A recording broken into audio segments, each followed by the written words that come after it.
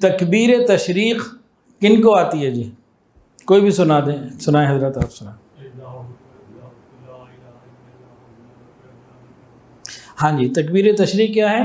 اللہ اکبر لا الہ الا اللہ اللہ اکبر وللہ الحمد۔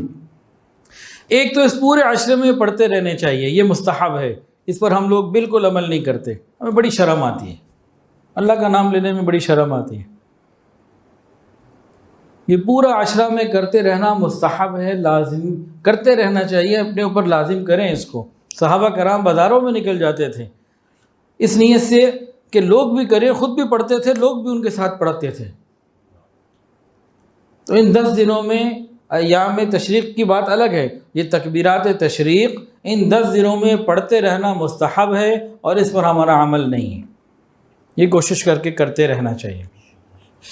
تاہم یہ تکبیرات تشریق جو ہیں یہ واجب بھی ہیں مخصوص دنوں میں۔ الفاظ آپ نے سن لی، واجب کب ہیں؟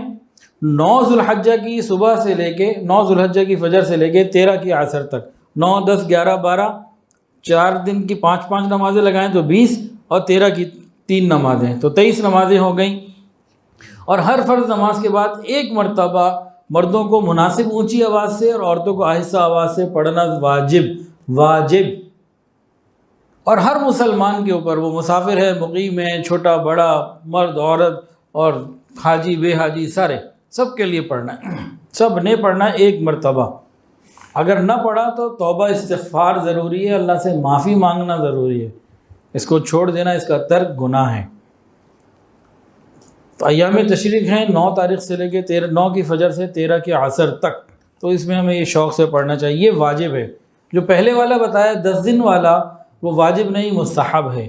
اچھا، اس واجب کے اوپر الحمدللہ بہت عمل ہے، اللہ کا شکر ہے، اللہ کا بڑا شکر ہے، لیکن ہمیں مستحب پر بھی عمل کرنا چاہیے۔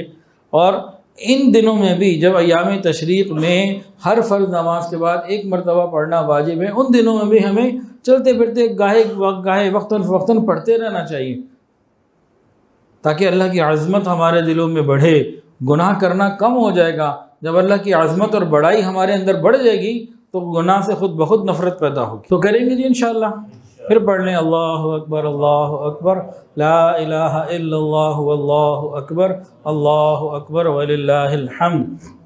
گھر میں بچوں کو اور عورتوں کو بھی سمجھائیں کہ بھئی پڑھتے رہا کریں، برکت ہی برکت ہوگی، یہ دن ہیں اسی لیے۔